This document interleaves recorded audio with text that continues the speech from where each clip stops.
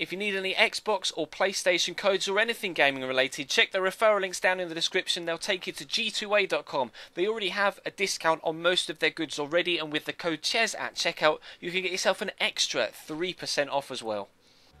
Hey guys, how's it going? Chez back again and welcome to episode number 64 of the Career Mode Road to Glory here on FIFA 15. We start with a trip down to the south coast. It's Brighton and Hove Albion away, hoping to continue our good run of form in the Championships, which currently sees us sit top of the table, which is kind of position where I didn't expect us to be at this stage of the championship season, our first year at this level. But of course, we have made multiple changes to the squad that have gotten us this far, and plenty of the players that were able to win us League 2 and help us finish second in League 1 are actually no longer at the club. So it was kind of an unknown going into this third season, with not really too sure whether the new signings would be enough to help us be competitive at this level, or whether we'd actually be one of the better sides in the division. But this new guy, this new striker we brought in, gives us a 1-0 lead after 19 minutes. Scored on his debut, scored a very good goal the second game after, and this time another really impressive finish. Side foot that right into the bottom corner, so well placed in fact that the goalkeeper just doesn't even bother to dive for it.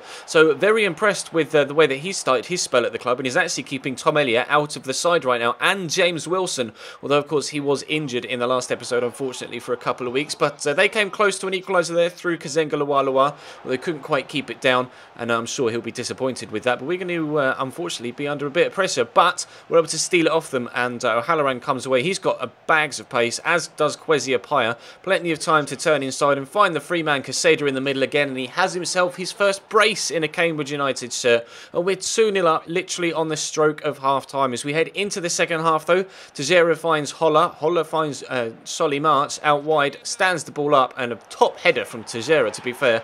Goalkeeper perhaps should actually do better at the near post. We're playing a Bogo in this one. Of course, we've got the youngster, or another youngster, sorry, should I say, on loan from Swansea, whose full rating's higher than a Bogo. But I decided to give a Bogo a game here, because we've played the other guy, Zagre, in all of the games that we've played so far at championship level. So I felt it was time we gave a Bogo a goal, or gave a Bogo a chance rather, and unfortunately he did concede a goal. And the question was, is it going to cost us the game as a whole? Because as you can see, Brighton's still on the attack in the last few minutes. Ball drops free, but a Bogo gets just enough on that to get it over the bar, pushing it up. Not too overly a convincing save, but it was enough to keep them out, and we do get a 2-1 victory down at Brighton. So pleased to have gotten the victory, despite the fact that Brighton were questionably the better side, and that's been the case with a lot of the games so far at this level. We have been not necessarily the better side, but been sneaking goals and sneaking wins as well, which is most important, rather than getting a few draws. So long as we're actually, getting across the line to get 3 points each time, I don't mind if we play badly. As you can see though, James Wilson's back in the starting lineup, back from injury, as is Tom Elliott now starting alongside him as well. So two big, strong players up top, decent pace between the two of them, good strength as we mentioned, and hopefully some good finishes as well. But Wolves are obviously one of the better sides in the Championship, and will definitely be up against it today. They've got Sigurdsson up top with, of course, Sacco out wide. Dave Edwards sat there in the cam slot with Stearman at the back alongside Roger Johnson. So a very strong back line for them. And in 5 minutes or so, as you can see, we're on the attack, and James Wilson gets really lucky there to get it off Stearman. Going to square it across to Tom Elliott, and the finish is left a little bit wanting, and he can't get to the second ball either, which again is quite disappointing. He did come off the bench to score a goal in the last episode yesterday, but so far since he's been starting for me in the Championship, he hasn't really done the business. However, he did do the business there to get around the man, and then, well, you can say that Jack Price has done some sort of business to get himself sent off there.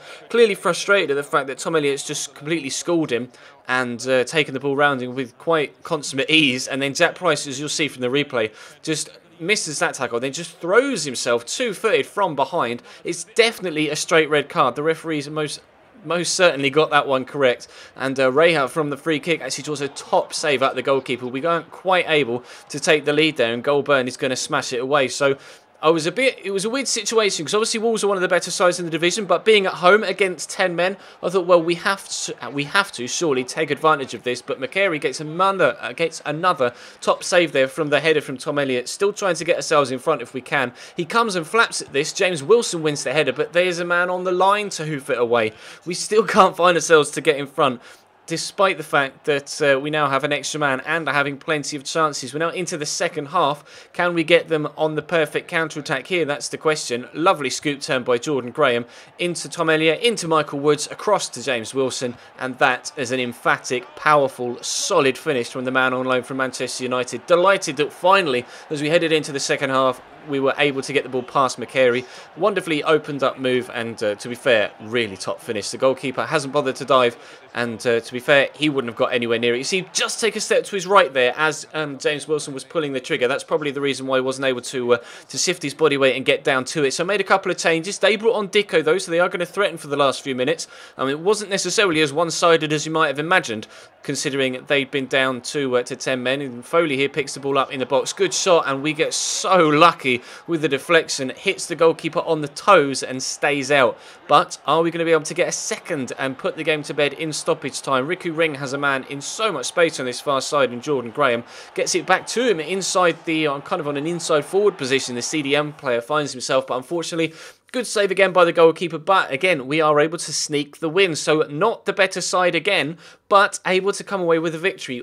Obviously, thanks this time to the red card for Wolves and the fact that they were not at full strength. So the board seem to be delighted with us so far, as you might imagine. We have obviously had dramatic changes in the squad. I'm not too sure how the fans would have reacted to that, but Zabre has been so good for us so far. Really impressed with him, and Abogo has done quite well since he come in, or as he's come in to replace Zabre.